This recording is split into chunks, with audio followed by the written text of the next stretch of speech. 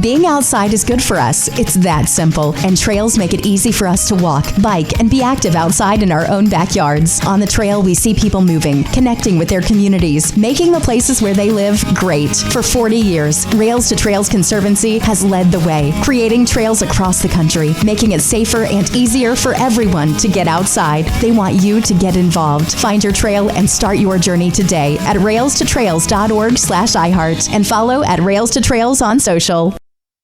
Hey listeners, this is Peter and welcome back to the History Shorts. Today's episode is brought to you by the podcast Republic, your ultimate listening app. Discover and subscribe to thousands of podcasts from around the world. Download Podcast Republic today, available on Google Play and the Apple App Store. Today on History Shorts. In the middle of the 5th century BC, a man stood before the Athenian assembly and made a case for spending an enormous amount of public money on marble.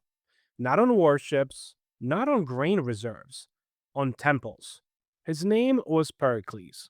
His critics accused him of squandering the treasury, money that belonged not just to Athens, but to the allied city-states that paid into a defense fund that Athens controlled. Pericles' response, as recorded by Plutarch centuries later, was essentially this. Athens would give its allies the protection they were paying for, and it would use the surplus to build something that would make the city the envy of the world forever. He won the argument.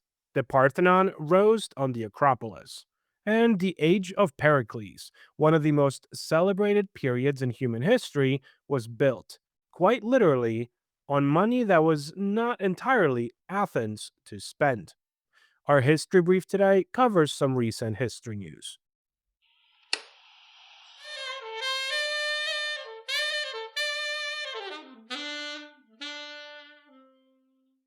A quick word from our sponsors. This Monday.com ad was created by a team of people and AI agents. Reese, our content agent, wrote the copy based on our best practices, like mentioning Monday.com 3 times. That was the second. Johnny, our coordination agent, built the timeline and kept everyone aligned. Olivia, our human creative director, stayed in the loop. Because agents are great, but they don't always know when a joke lands. She had one note: tell listeners it only takes minutes to build an agent. So, minutes. Create your own AI agent today on Monday.com. This day in history. On July 9th, 1816, Argentina declared its independence from Spain, becoming one of the first nations in South America to break free from colonial rule.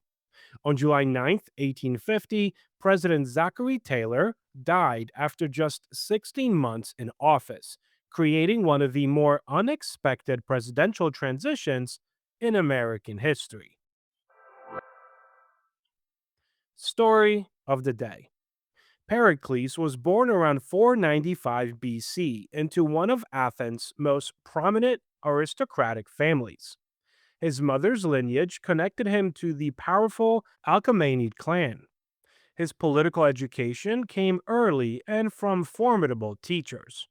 Among them, the philosopher Anaxagoras, whose influence reportedly gave Pericles a reputation for intellectual seriousness and personal restraint that set him apart from the typical Athenian politician of the era. He entered public life in the 460s BC, at a moment when Athenian democracy itself was still a relatively recent and genuinely radical experiment. Power in Athens flowed through the assembly, a body of citizen men who voted directly on policy, war, and law. It flowed through elected and selected officials, and increasingly through generals, who combined military command with political influence in a way that made them the most powerful individuals in the city. Pericles was elected a general strategos virtually every year from 461 BC until his death in 429 BC. For roughly 3 decades, he was, without ever holding a formal office, equivalent to a modern executive, the dominant political figure in Athens. The foundation of his power and the foundation of the entire Golden Age that bears his name was an alliance called the Delian League. The League had been formed decades earlier after the Persian Wars as a mutual defense pact among Greek city states determined to resist further Persian aggression. Member states paid tribute, money or ships, into a common treasury originally held on the island of Delos. Athens, as the dominant naval power in the alliance, provided most of the military muscle. Over time, the League stopped looking like an alliance and started looking like something else. In 454 BC, the treasury was moved from Delos to Athens itself. The justification was security. The effect, however, was control. Athens began using League funds for its own civic projects, including eventually the building program that produced the Parthenon, the Propylaea, and other monuments that still define the Acropolis today. Some allied states resented this, and some rebelled. Athens crushed those rebellions, sometimes brutally. The Delian League had become, in practice, if not in official name, the Athenian Empire. What the empire's money built was genuinely extraordinary. We have to admit that. The Parthenon, completed in 438 BC, dedicated to Athena, designed by the architects Ictinos and Callicrates, with sculptural work overseen by Phidias, one of the greatest sculptors of the ancient world. The building program extended across the Acropolis and beyond. You had the Propylaea, the Odeon of Pericles, improvements to the city's fortifications and infrastructure. This was also the age of Athenian tragedy at its absolute peak. Some of the greatest writers, including Sophocles, all worked and competed in Athens during these same decades. It was the age of Herodotus, writing history. It was eventually the age that produced the intellectual conditions for Socrates, Plato, and the entire trajectory of Western philosophy that followed. Athenian democracy itself reached its fullest expression during this period. Direct citizen participation in government at a scale and intensity the ancient world had never seen before. This is the version of the Age of Pericles that gets remembered in most of the textbooks: the art, the architecture, the democracy, and the philosophy. It is also profoundly an incomplete version. Athenian democracy, for all its genuine radicalism, excluded the overwhelming majority of people living in Athens, which was one of the main culprits behind the Spartans' ridicule of their famous neighbors. For example, Athenian women had no political voice whatsoever, as opposed to Sparta, where women were held with much more respect. The thriving economy that funded the city's golden age depended substantially on slave labor, in households, in workshops, in the silver mines at Larium that helped finance the Athenian navy. Resident foreigners who could live in Athens for generations, pay taxes, fight in the city's wars, had no path to citizenship and no formal political voice. The empire that funded the marble and the tragedies and the philosophy was an empire in every meaningful sense, extracting tribute from subject states, suppressing rebellion, and maintaining its position through naval dominance and, when necessary, outright coercion. The most infamous example came after Pericles' death, but the logic was already present during his lifetime. Athens, treating its allies less as partners and increasingly as subjects whose resources existed for Athenian benefit, that is. The Golden Age and the Empire were not separate stories. They were the same story, just told from different angles. Pericles did not live to see how it all ended. In 431 BC, long simmering tensions between Athens and Sparta erupted into the Peloponnesian War, a conflict that would consume Greece for nearly 3 decades. Pericles' strategy was defensive: avoid open battle with Sparta's superior land army, rely on Athens' walls and its navy, and outlast the enemy. It might have worked, but it didn't. In 430 BC, plague swept through Athens, made catastrophically worse by the overcrowded conditions created by Pericles' own defensive strategy, which had packed the rural population inside the city walls. The plague killed an enormous portion of the population. It also killed Pericles himself in 429 BC. The war that he had prepared for outlasted him by 25 years. I should say, Athens eventually lost. The Age of Pericles produced some of the most enduring achievements in human civilization. We have to admit that.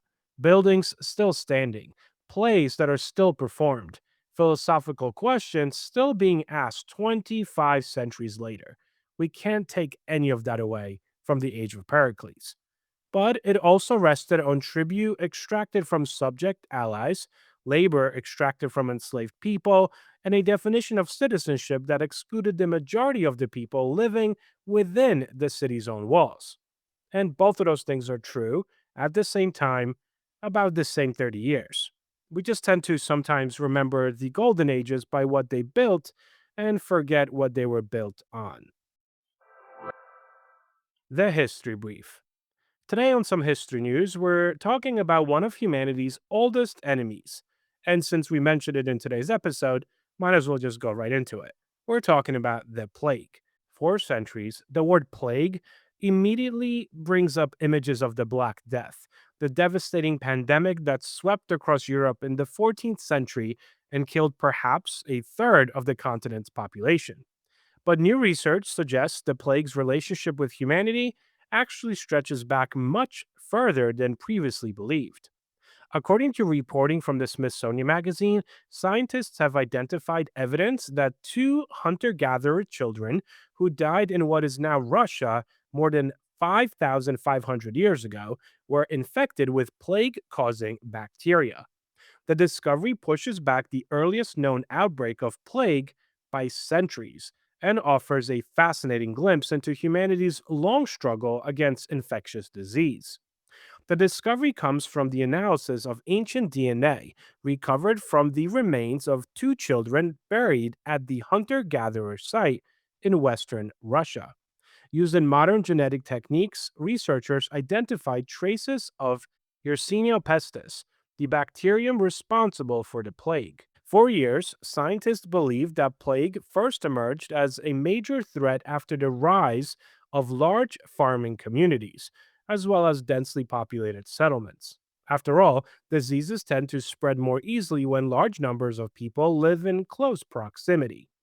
But these children were not members of a large agricultural society. They were hunter gatherers. That means that plague was circulating among human populations earlier and in different social environments than researchers previously thought. And the plague they carried wasn't quite the same as the one that would later devastate medieval Europe. The genetic evidence suggests that this ancient strain really lacked some of the adaptations that followed later forms of the plague to spread efficiently through fleas carried by rats. In other words, it may have been less contagious than the version responsible for the Black Death, but it was still plague, and it was already infecting humans more than 5 millennia ago. Thank you so much for spending some time with me today and helping make this little show such a mighty success. If you're enjoying this show and would like to help with its production, you can always donate a few dollars at buymeacoffee.com or become a Patreon member to enjoy these episodes ad-free. Both of those links can be found on our website at www.historyshortspodcast.com. And don't forget to check out our YouTube channel where we have different series that are not part of this main feed. Have a great rest of your day, and I will talk to you all again tomorrow.